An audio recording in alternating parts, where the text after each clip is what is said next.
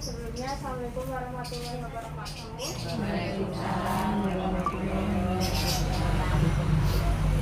Saya Dr. Nidin dari Puskesmas Kulon ini mau izin berbagi sedikit ya tentang hipertensi, diabetes, sama nanti tentang kayak puasa kalau pada pasien hipertensi sama diabetes nih. Nah, sebelumnya ini Bapak Ibu puasa sebagian apa mboten?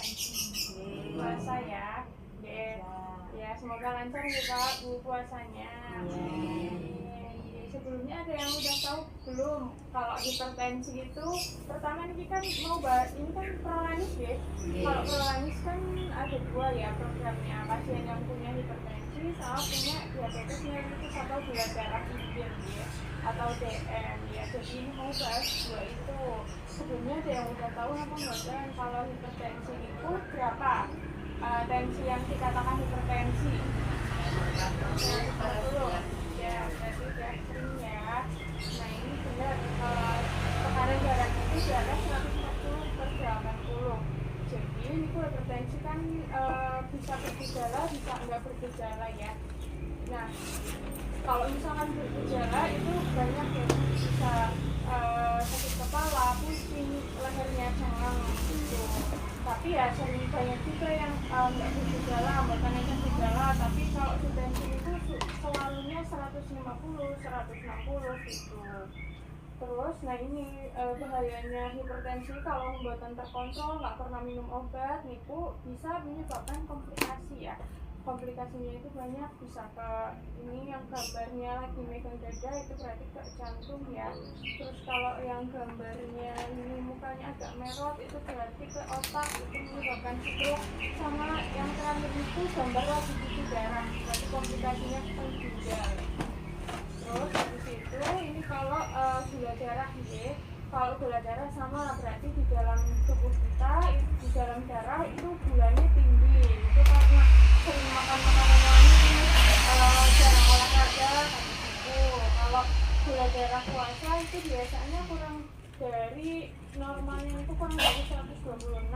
Kalau gula yang buatan puasa tapi bisa gula darah itu biasanya 150, di atas 150 itu udah dikatakan gulanya tinggi. Nah ini kalau gejalanya gula ya ini juga sama, biasanya pada nggak bergejala, tapi kalau ini biasanya sering ya. Pertama sering pipis, apalagi kalau malam misalkan jadi suka kebangun gara-gara pipis. Terus jadi gampang sering cepat minum, gampang haus, gampang lapar, tapi berat badannya turun padahal rasanya lapar terus, pengen makan terus. Sama gampang capek, terus kesemutan atau kuningan itu ya. Ini juga sama, komplikasinya itu hampir sama karena semuanya kan hubungannya sama darah ya, pembuluh darah. Kalau tensinjil berarti bisa menyebabkan nanti ada penyumbatan atau pompanya terlalu kenceng, terus atau karena jantungnya berbengkak nanti jadi kurang darah yang tersuplai ke tubuh.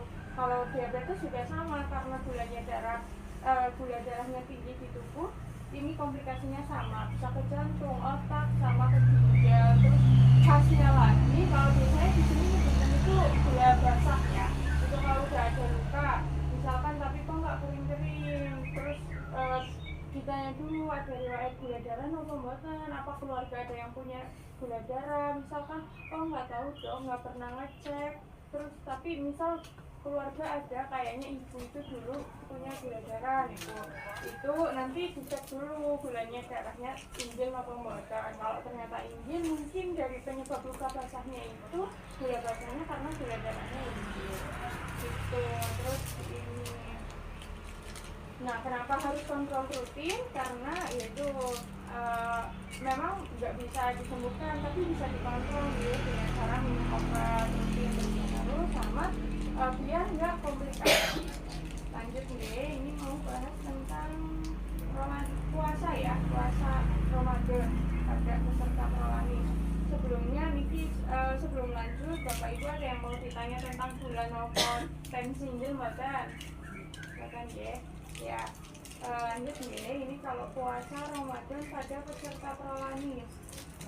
Oke, kalau misalkan kan prolanis ada dua kasusnya ya, ada hipertensi dan ginjal sama gula darah tinggi. Nah, kalau puasa Ramadan kan berarti kita nanti bakal menahan makan, minum ya. Itu kurang lebih 14 jam. Itu nanti dilakukan dalam 1 bulan full atau 30 hari ya. Nah, jadi nanti kan pasti ada perubahan pola makan gitu. Biasanya yang makan 3 kali sehari, ini makanya cuma pas sahur sama buka. Biasanya di antara makan suka ngemil-ngemil ya, jam 10 apa sore sebelum malam itu suka ngemil. Jadi makanya ya sama ngemilnya mungkin habis tarawih ya, atau ya sama pas sahur. Jadi ini kan nanti juga mempengaruhi sama ke minum obatnya, karena kan biasanya minum obat itu anjurannya setelah makan atau sebelum makan ya. Jadi ya nanti ini mau dibahas. Terus habis itu, nah ini kalau dari sini ya Bu, kalau misalkan Bapak Ibu niki puasa itu sebenarnya nggak apa-apa kalau memang fisiknya masih kuat ya, misalkan biasanya setiap pagi itu jalan-jalan gitu ya, atau olahraga yang nggak berat-berat itu nggak buatan apa-apa, tetap aktif dilakukan gitu. Terus habis itu tapi kalau dari sini itu tidak disarankan aktivitasnya itu yang berlebihan atau yang terlalu berat, karena ya nanti kan takutnya lemas ya, apalagi yang punya gula darah.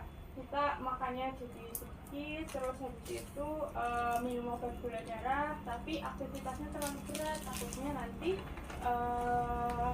bikin gulanya ngedrop, jadi lemas, jadi pusing, kiriangan, terus sampai kayak mau pingsan, mau jatuh.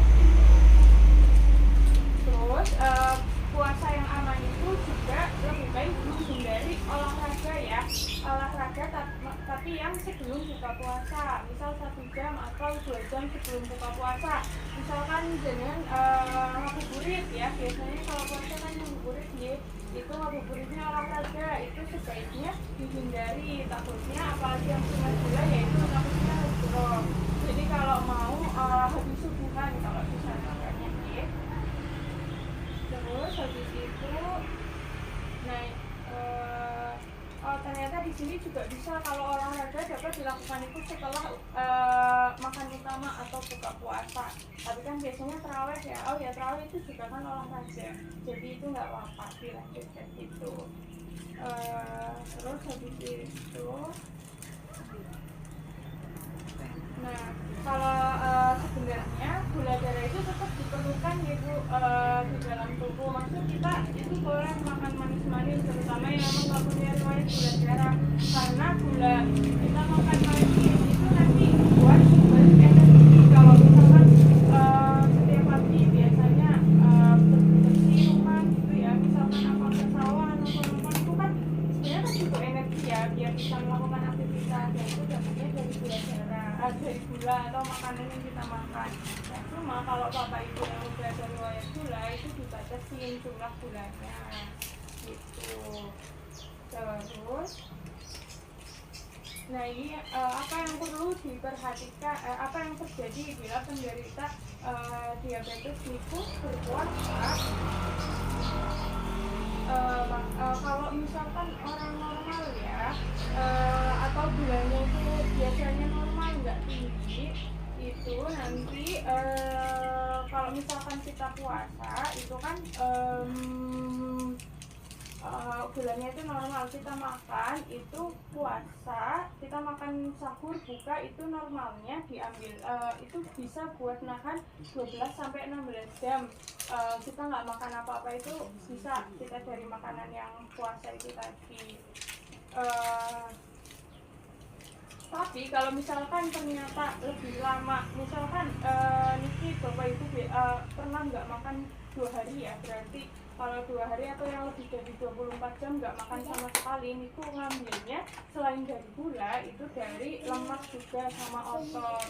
Jadi makanya mungkin orang yang jarang makan itu ya jadi kurus ya, karena harusnya kan makan dari makanan yang mengandung gula itu, tapi karena nggak makan 24 jam lebih dari sehari itu ngambilnya tubuh kita itu dari lemak, dari otot itu jadinya ya kurus karena lemaknya kesedot terus, ototnya nggak ada. Otot itu biasanya kalau orang itu dagingnya kayak dagingnya itu kurang gitu. Nanti kalau misalkan begitu terus-terusan ya, apalagi kalau orang-orang yang dietnya ekstrim gitu, itu biasanya ya malah ada racun di dalam tubuh karena kekurangan lemak sama otot tadi. Lemaknya nanti diolahnya buat energinya itu jadi racun, bukan jadi biar tambah tenaga gitu. Nah, kalau terus ini apakah sebenarnya penderita diabetes ya atau gula darah tinggi itu boleh puasa?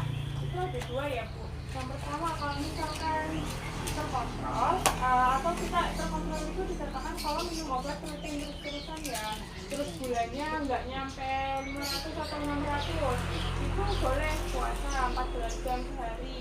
Tapi kalau nggak terkontrol itu tidak disarankan berpuasa, maksudnya kayak nggak pernah minum obat, gulanya selalu 500, 600. Takutnya apa? Takutnya nanti bikin komplikasi, jadi lemas, bisa pingsan atau sampai sesek gitu, sama bisa bikin dehidrasi. Nah terus ini ya, pertama hal-hal yang perlu diperhatikan kalau misalkan kita puasa tapi punya riwayat gula darah tinggi atau tensi tinggi. Yang pertama tadi kurangin aktivitas fisik ya, terutama di siang hari. Jadi kalau siang hari nggak apa-apa, istirahat dulu, tidur siang, nanti buat menyiapkan buka puasa gitu. Terus soalnya nanti apalagi kalau misalkan bapak ibu niki punya riwayat gula tapi usianya ngapunten kalau udah usia lanjut ya atau di atas 60-an itu takutnya bisa menyebabkan dehidrasi. Terus yang disarankan lagi yang perlu diperhatikan kalau bisa sahurnya itu mendekati jam imsak ya. Misalkan imsaknya kan sekarang berapa? 4 ya, jam 4 ya. Ya, 4.16 ya.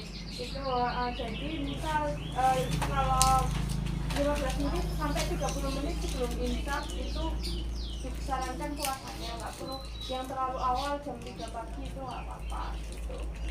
Terus